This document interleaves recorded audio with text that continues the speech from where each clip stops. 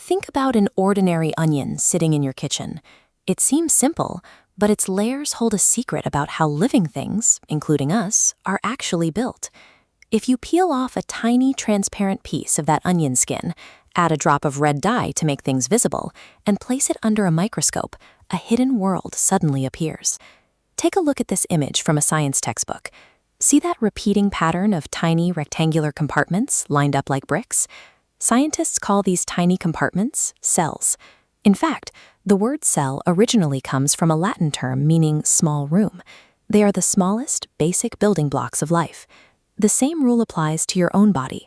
Just like individual bricks stack up to build a wall, and walls connect to build a house, your cells group together to form your muscles and tissues.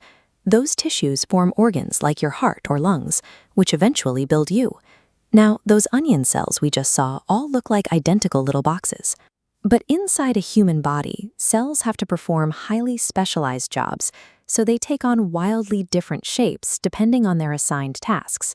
Take a red blood cell, for example. It looks like a soft, flexible inner tube.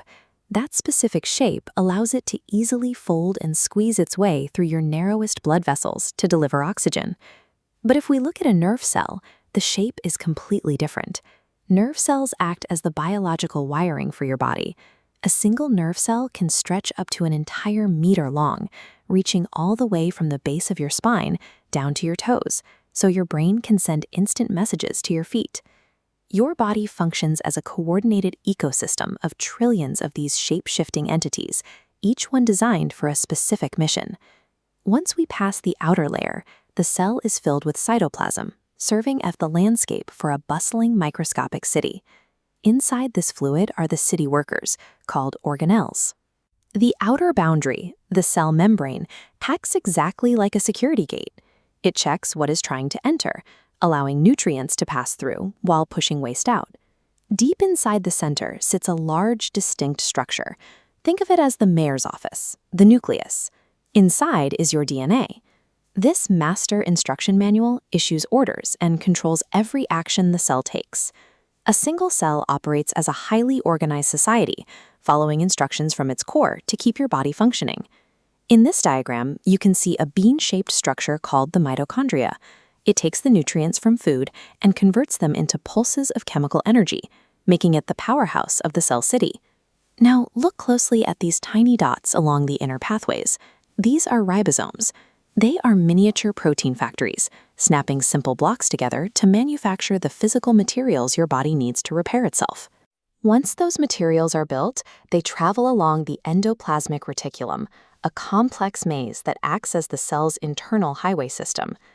Those materials eventually reach a stacked structure called the Golgi body. This is the cellular post office. It packages the proteins securely and ships them to wherever your body needs them.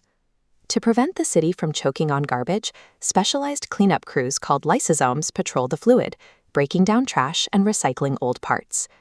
Every time you breathe, run, or think, you rely on trillions of these microscopic industrial districts, churning out energy and materials.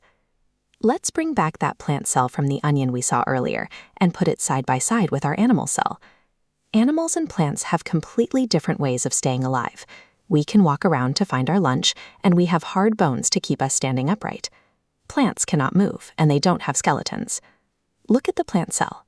It contains bright green chloroplasts, acting like biological solar panels, capturing sunlight to manufacture food. To solve the skeleton problem, the cell builds a microscopic suit of armor. This cell wall locks around the membrane, creating a rigid box. Because each cell is encased in this tough armor, they can stack on top of each other and bear enormous weight. This microscopic frame is what allows a tree to grow hundreds of feet tall without collapsing. From the heights of a forest canopy to the beat of your own heart, life depends on the synchronized effort of trillions of these microscopic cities, each one tirelessly doing its job.